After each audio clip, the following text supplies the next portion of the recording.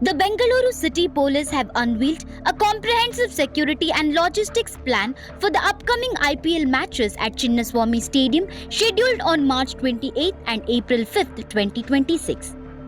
At a press briefing, Bengaluru Police Commissioner Simant Kumar Singh emphasized a zero-tolerance approach toward ticketless crowds, highlighting the city's focus on safety and order during these high-profile events. Authorities confirmed that only spectators with valid tickets will be allowed near the stadium.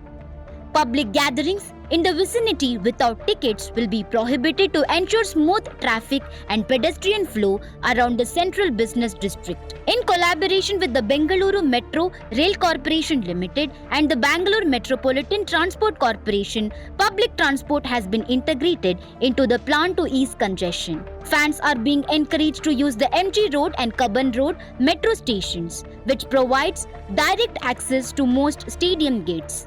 In certain cases, metro ticket pricing has been bundled with match tickets to simplify travel. Emergency preparedness has also been prioritized. Police officials revealed that mock drills and evacuation exercises have already been conducted. Ambulances and medical teams will be stationed at strategic locations throughout the matches to respond swiftly to any incidents.